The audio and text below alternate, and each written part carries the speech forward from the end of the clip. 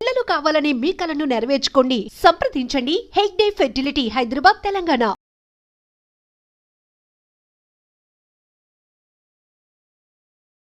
మోహన్ బాబు ఇంటి దగ్గర అంటే జల్పల్లి అక్కడ ఉంటారు కాబట్టి సినీ నటుడు మోహన్ బాబు ఇంటి దగ్గర ప్రస్తుతం మనం చూడొచ్చు. అగైన్ మనోజ్ మళ్ళోసారి ఆ ఇంటి దగ్గర ఆర్ ఇంటి బయట గేట్ దగ్గర కూర్చున్నాడు. మళ్ళొకసారి పోలీస్ బందోబస్తు కనిపిస్తోంది. వీళ్ళ అనుచరులు, వాళ్ళ అనుచరులు, ఇక బౌన్సర్లు, ఇదే ఉంటుంది. సో ప్రస్తుతం అయితే ఉద్రిక్త పరిస్థితి అయితే కనిపిస్తోంది. మనం చూడొచ్చు మనోజ్ ఇంటి గేట్ బయట కూర్చున్నాడు. తనని ఇంట్లోకి రానివ్వడం లేదంటూ మంచు మనోజ్ నిరసనకు దిగిండు. మోహన్ బాబు ఇంటి గేటు వద్ద కూర్చొని మనోజ్ ఆందోళనకు దిగిండు. ఈ క్రమంలో ఎలాంటి ఘటనలు చోటు చేసుకోకుండా పహాడీ షరీఫ్ పోలీస్ స్టేషన్ పరిధి జల్పల్లి వద్ద ఉన్న మంచు టౌన్ వద్దకు భారీగా పోలీసులు చేరుకున్నారు. మంచు టౌన్ వద్దకు ఎవరిని అనుమతించట్లేదు. మంచు టౌన్కు దాదాపు 2 కిలోమీటర్ల దూరంలో పోలీస్ బందోబస్తు ఏర్పాటు చేసిండ్రు. వందలాది మంది పోలీసులతో పహాడీ షరీఫ్ పోలీసులు బందోబస్తుని కొనసాగిస్తున్న సిట్యుయేషన్. తన నివాసంలో చోరీ జరిగిందంటూ పహాడీ షరీఫ్ పోలీసులకు మంచు మనోజ్ ఫిర్యాదు చేసిండు. తన అన్న మంచు విష్ణు తన ఇంట్లో ఉన్న వస్తువులను ధ్వంసం చేసి కార్లను దొంగిలించారంటూ స్థానిక పోలీసులకు ఫిర్యాదు చేసిండు.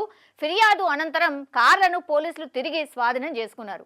ఇదే నేపథ్యంలో ఈరోజు మంచు మనోజ్ జల్పల్లిలోని నివాసానికి వెళ్ళడానికి ప్రయత్నం చేసిండు. అయితే గేట్ ఓపెన్ చేయకపోవడంతో ఇంటి ముందే కూర్చొని మంచు మనోజ్ నిరసనకు దిగారు.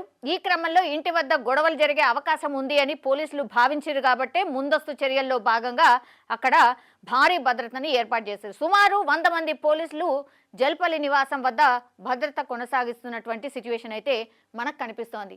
అంతకంటే ముందు అంటే గత ఏడాది కూడా మోహన్ బాబు ఇంటి వద్ద తీవ్ర ఉద్రిక్త పరిస్థితులు నెలకొన్నటువంటిది మనందరికీ తెలిసిందే. మంచు మోహన్ బాబు, మంచు విష్ణు, మంచు మనోజ్ మధ్య వివాదం జరిగింది. మంచు మనోజ్ను జల్పల్లిలో ఇంటి నుంచి బయటకి పంపేయడంతో హై డ్రామా కొనసాగింది. అన్నదమ్ములు ఇద్దరు ఒకరిపై ఒకరు ఫిర్యాదులు చేసుకున్నారు. అంతేకాకుండా జల్పల్లి వద్ద దృశ్యాలను కవరేజ్ చేయడానికి వెళ్ళినటువంటి ఒక జర్నలిస్ట్ని కూడా కొట్టినటువంటిది. ఆ ఘటనలో జర్నలిస్ట్ గాయపడిన విషయం మనందరికీ తెలిసిందే. తర్వాత మోహన్ బాబు హై బీపీతో ఒక హాస్పిటల్లో కూడా జాయిన్ అయ్యిండు. తర్వాత డిశ్చార్జ్ అయ్యిండు. ఆ జర్నలిస్ట్ పై దాడిని జర్నలిస్ట్ సంఘాలు తీవ్రంగా ఖండించాయి. మోహన్ బాబు క్షమాపణ చెప్పాల్సిందే అని పట్టుబట్టిండ్రు. దీంతో మోహన్ బాబు గాయపడిన జర్నలిస్ట్ ను ఆసుపత్రికి వెళ్లి మరీ పరామర్శించిండు. ఆ ఎపిసోడ్ ఎవరు కూడా మర్చిపోలేదు.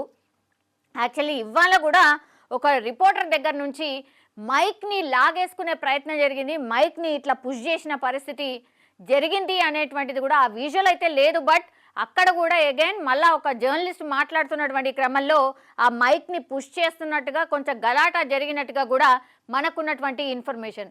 ఆస్తి పంపకాలకు సంబంధించి మంచు మనోజ్ అలాగే మోహన్ బాబు ఒకరిపై ఒకరు ఫిర్యాదులు చేసుకున్నారు.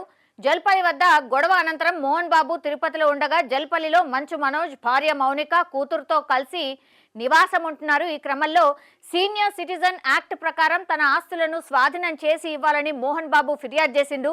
దీంతో పోలీసుల నుంచి మోహన్ బాబు ఆస్తులపై నివేదిక తీసుకున్న రంగారెడ్డి కలెక్టర్ జల్పల్లిలో ఉంటున్న మనోజ్ కు నోటీసులు ఇచ్చారు. ఇలా మంచు ఫ్యామిలీ రోజుకో ట్విస్ట్లతో నిత్యం వార్తల్లో ఉంటోంది. అయితే కొంతకాలంగా మంచు ఫ్యామిలీ నుంచి ఎలాంటి న్యూస్లు బయటకు రాలేదు. ఇప్పుడు తాజాగా తనను ఇంట్లోకి రానివ్వడం లేదంటూ మంచు మనోజ్ జల్పల్లి ఇంటి వద్ద ఆందోళనకు దిగడం ఇప్పుడు హాట్ టాపిక్ గా మారింది.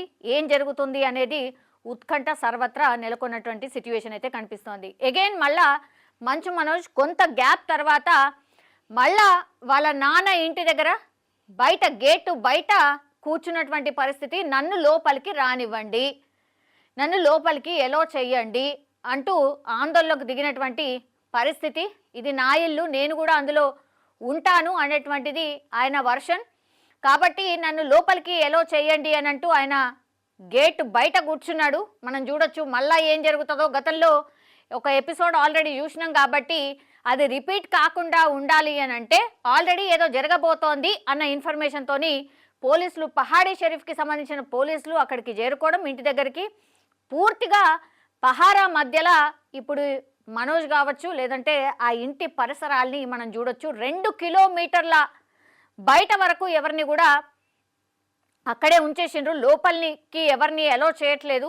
ఎందుకంటే ఎట్లాంటి సిచ్యువేషన్ ఉంటుందో ఏం తెలియదు అనేటువంటిది. ఎందుకంటే గతంలో కొట్టుకున్న సందర్భాలు కూడా చూసాం, అట్లాగే జర్నలిస్ట్ మీద దాడి చేసిన సందర్భం కూడా చూసినాం. కాబట్టి ఇంకోసారి రిపీట్ కాకుండా ఇప్పుడు పోలీసులు పూర్తిగా పహారా మధ్యలో ఇదంతా కూడా నడుస్తున్నట్టు మనకైతే స్పష్టంగా అర్థమవుతుంది. చూడాలి, సినీ ఇండస్ట్రీకి సంబంధించిన పెద్దలే మరి ఇట్లాంటి వార్తల్లో నిలవడం ఇది కొంత ఫ్యాన్స్కి కావచ్చు, లేదంటే ఇండస్ట్రీకి కూడా కొంచెం మంచిది కాదు అనే అభిప్రాయం అయితే వినిపిస్తోంది.